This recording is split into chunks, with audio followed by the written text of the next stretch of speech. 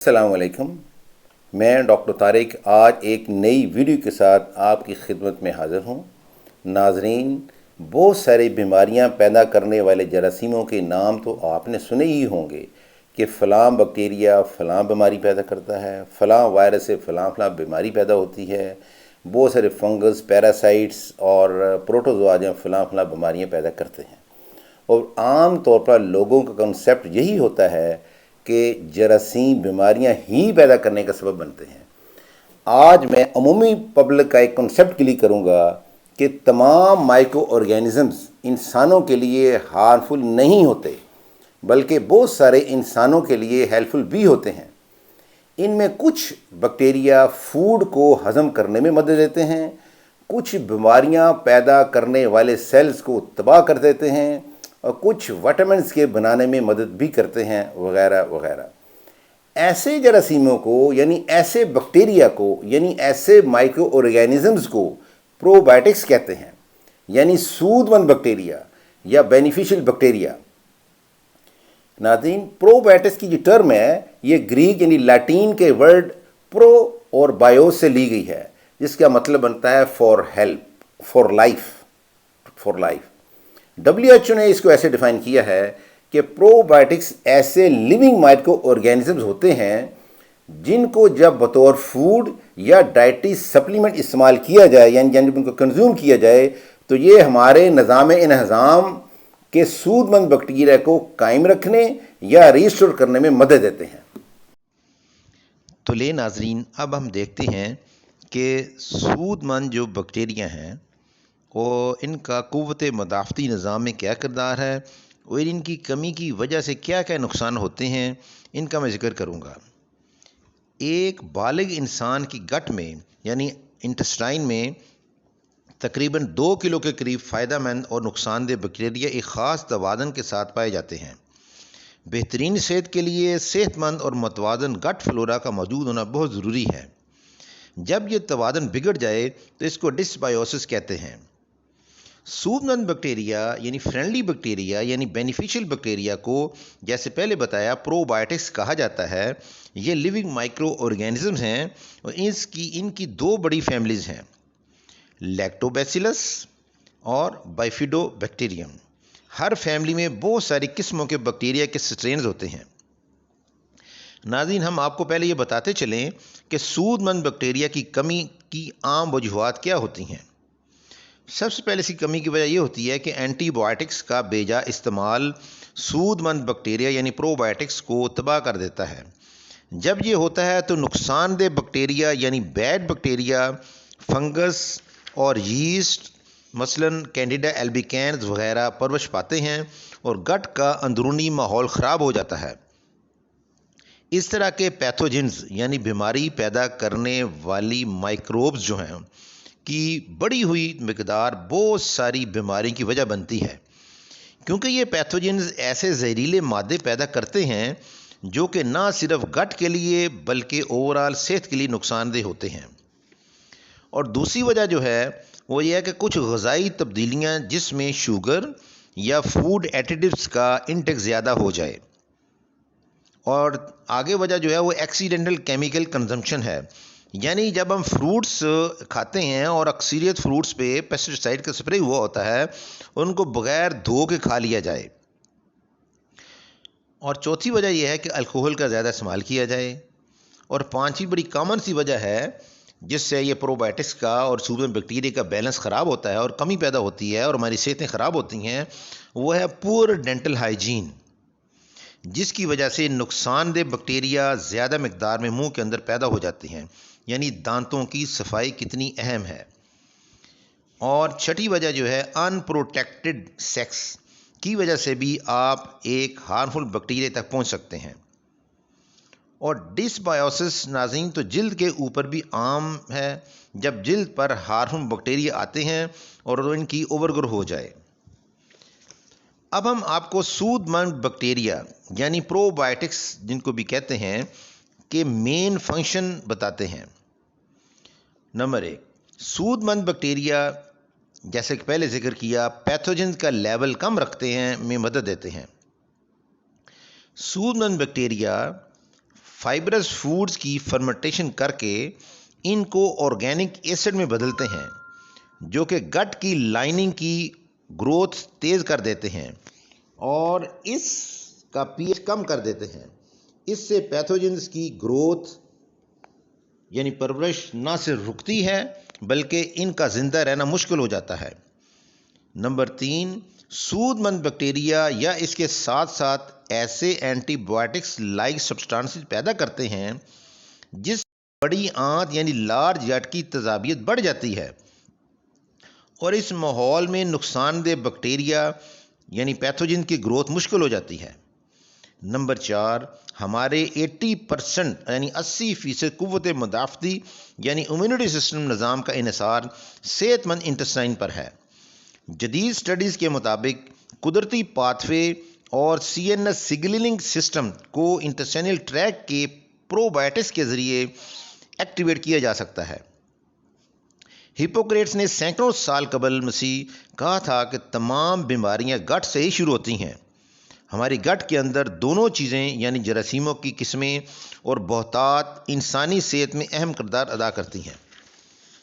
جیسے کہ پہلے ذکر کیا، ہمارے 80% قوت مدافعتی نظام کا انحصار صحت مند انٹسٹائن پر ہے۔ ان امیونٹی یعنی جراثیم کے خلاف لڑنے والا قوت مدافعتی نظام کے بارے میں تھوڑا سا ذکر کرتا چلوں کہ امیونٹی 2 قسم کی ہوتی ہے۔ ایک ہوتی ہے انیٹ امیونٹی، یہ وہ قوت مدافعت ہے جو کہ پیدائشی طور پر ہمارے اندر موجود ہوتی ہے۔ یہ فرسٹ لائن ڈیفنس ہوتا ہے۔ جب بھی کوئی بیرونی پیتھوجن جسم میں داخل ہوتا ہے یہ فوری طور پر اپنا ریئیکشن ظاہر کرتی ہے۔ یہ natural killer cells, neutrophils, macrophages, basophils, eosinophils, mast cells اور ڈینڈرٹک سیلز کے ذریعے ہوتی ہے۔ دوسری ہوتی ہے اڈیپٹیو امیونٹی۔ بیرونی پیتھوجنز کے خلاف یہ دوسری ڈیفنس لائن ہوتی ہے۔ یہ پیتھوجن اسپیسیفک ہوتی ہے۔ یہ فوری طور پر اپنا اثر نہیں دکھاتی، اس کے لیے اوسطاً 96 آورز تک لگ سکتے ہیں۔ یہ ٹی اینڈ بی لیمفوسائٹس کے ذریعے ہوتی ہے۔ ناظرین، پروبائیوٹکس دونوں قسم کے قوت مدافعتی نظام کو یعنی انیٹ امیونٹی اور اڈیپٹیو امیونٹی کو ریگولیٹ کرتے ہیں۔ اسی لیے میں نے انیٹ امیونٹی اور اڈیپٹیو امیونٹی کی تھوڑی سی ڈیفینیشن بتائی، اور یہ کام ڈینڈرٹک سیلز، میکروفیجز اور ٹی اینڈ بی لیمفوسائٹ کے فنکشن میں ترمیم کر کے سر انجام دیتے ہیں۔ پروبائیوٹکس جو ہیں وہ ٹول لائک ریسیپٹرز کو ایکٹیویٹ کر کے امیونو موڈولیٹری فنکشن کو ریگولیٹ کرتے ہیں۔ تو یوں کہا جا سکتا ہے کہ پروبائیوٹکس جو کہ لیونگ آرگینزم ہیں ہماری صحت مند زندگی میں اہم رول ادا کرتے ہیں۔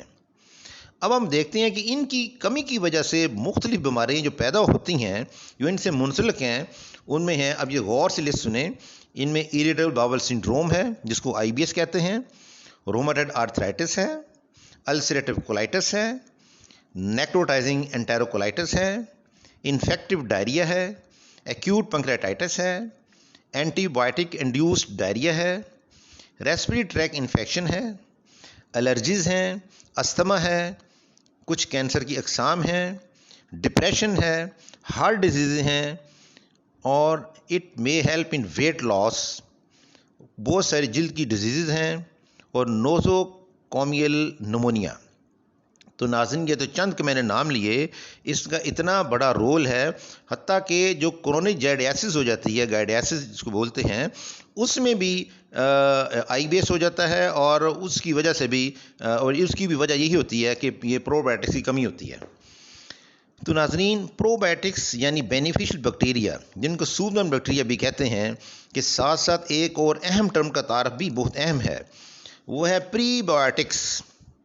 پری بائیوٹکس وہ تھا پروبائیوٹکس، یہ ہے پری بائیوٹکس۔ یہ کیا ہے؟ پروبائیوٹکس کو گرو کرنے کے لیے غذا چاہیے، اور اس غذا کو ہم پری بائیوٹکس کہتے ہیں۔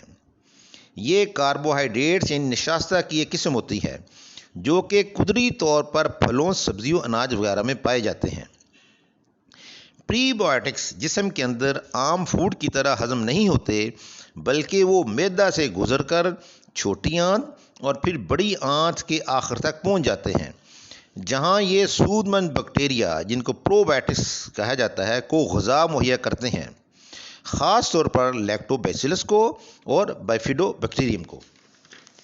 سود مند بیکٹیریا یعنی پروبائٹکس ان پری بائیوٹکس کو بریک ڈاؤن کر کے کچھ خاص سبسٹانسز میں بدلتے ہیں جن کو شارٹ چین فیٹی ایسڈز کہتے ہیں، جو کہ گٹ کی دیواروں یعنی لائننگز کی گروتھ بڑھا دیتے ہیں اور نقصان دہ بیکٹیریا کی گروتھ کو روک دیتے ہیں، مثلاً ایکولائی، سالمونیلا اور کلاسٹریڈیا وغیرہ کی گروتھ رک جاتی ہے۔ نقصان دہ بیکٹیریا یعنی پیتھوجن زہریلے فرمنٹیشن پیدا کرنے والے مادے پیدا کرتے ہیں جو کہ گٹ کے لیے نقصان دہ ہوتے ہیں۔ پری بائیوٹکس ان پیتھوجن کو غذا مہیا نہیں کرتے۔ پلانٹ فوڈز کو محفوظ کرنے کے جدید طریقے ان پری بائیوٹکس کی مقدار کو ڈرامائی طور پر کم کر دیتے ہیں۔ جب کھانا تیار ہو کر ٹیبل پر پہنچتا ہے تو اس میں ان کی مقدار بہت کم ہو چکی ہوتی ہے، جس نے ہمارے جسم میں داخل ہو کر سود مند بیکٹیریا یعنی پرو بائیوٹکس کی غذا بننا تھا۔ ناظرین، پری بائیوٹکس کی دو اہم قسمیں ہیں، ایک ہے انولین اور دوسرا FOS فرکٹو اولیگو سیکرائڈز۔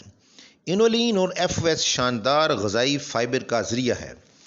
ان کے فوائد میں ہے کہ نہ صرف یہ فرینڈلی بیکٹیریا یعنی پرو بائیوٹکس کے کام میں مددگار ہوتے ہیں بلکہ گٹ کی موومنٹ کو بہتر کرتے ہیں، سٹول کا بلک بناتے ہیں، گٹ کا pH صحت مند رکھتے ہیں، یہ کولیسٹرول کو متوازن رکھنے میں مدد دیتے ہیں اور BP کو متوازن رکھتے ہیں، لیور کے فنکشن کو سپورٹ کرتے ہیں۔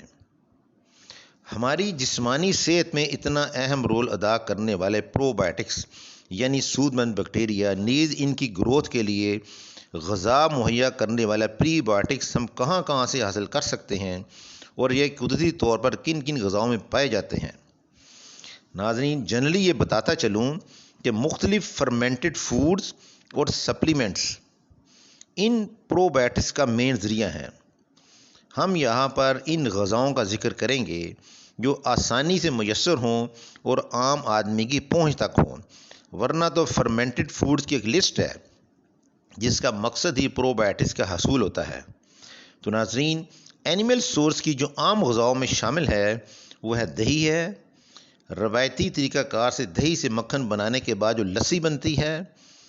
نمبر 3 پنیر ہے، چیز کی کچھ اقسام ہیں، مثلاً چیڈر چیز ہے، موزریلا ہے، کاٹیج چیز ہے وغیرہ۔ ویجیٹیبل سورسز میں ہے فرمنٹڈ ویجیٹیبلز، تمام سبزی کو فرمنٹ کیا جاتا ہے، مگر عام طور پر جن کو اس مقصد کے لیے استعمال کیا جاتا ہے ان میں جو شامل ہے وہ یہ ہیں، کھیرا ہے، گاجر ہے، مولی ہے، سبز بیج ہے، پھول گوبھی ہے، سرخ مرچی ہیں، بند گوبھی ہے، لہسن ہے، کالی مرچیں ہیں، دھنیا ہے، اس کے بیج ہیں وغیرہ شامل ہیں۔ سبزیوں کا اچار جب نمک کے پانی برائن سے بنایا جاتا ہے تو یہ ایک خوش ذائقہ اور full of probiotics dish یعنی سنیک تیار ہو جاتا ہے۔ لیکن وہ لوگ جو ہائی بلڈ پریشر یا اڈیما یعنی جسمانی سوجن کے مریض ہوں وہ اپنے ڈاکٹر صاحب کے مشورہ سے ہی استعمال کریں۔ آگے ہے تیسرا خمیرہ آٹا، یعنی پہلے اینیمل سورس بتائے، ویجیٹیبل سورس، اب خمیرہ آٹا۔ خمیرہ آٹا کی جو روٹی ہوتی ہے آپ خود بھی بنا سکتے ہیں اور ساور ڈف سٹارٹر بازار سے بھی مل جاتے ہیں۔ نمبر 4 یہ ہے سویابین کی مختلف ڈشز میں بھی پرو بائیوٹکس وافر مقدار میں میسر ہوتے ہیں، جن میں نیٹو ایک مشہور غذا ہے۔ ناظرین، اب میں آپ کو پری بائیوٹکس کے سورسز کے بارے میں مختصر کیٹیگری وائز بتاتا چلوں۔ ویجیٹیبلز یعنی سبزیوں میں جو پری بائیوٹکس کا ذریعہ ہیں وہ ہے چقندر، بیٹس جس کو بولتے ہیں، لہسن، پیاز، لیکس، بند گوبھی ہے۔ لیگیومز میں ہے پودوں کے بیج میں کالے چنے، چھلکے والی دالیں خصوصاً پنک اور ریڈ، سرخ لوبیا، سویابین وغیرہ شامل ہیں۔ فروٹس میں وہ پھل جن میں پری بائیوٹکس پائے جاتے ہیں، کیلا ہے، سیب ہے، تربوز ہے، گریپ فروٹ وغیرہ شامل ہیں۔ سیریلز یعنی اناج میں ہے بران، جو، جئی یعنی جس کو اوٹس بولتے ہیں، اور نٹس اینڈ سیڈ میں شامل ہیں بادام، پستہ، السی، فلیکس سیڈ، وہ یہ شامل ہیں۔ ہنی، شہد، ناظرین یہ تو ویسے ہی قرآنی غذا ہے جس کی افادیت کا کوئی ثانی ہی نہیں۔ آخر میں ناظرین سے عرض ہے کہ دونوں پری بایوٹکس اور پرو بایوٹکس قدرتی ذرائع سے حاصل کریں۔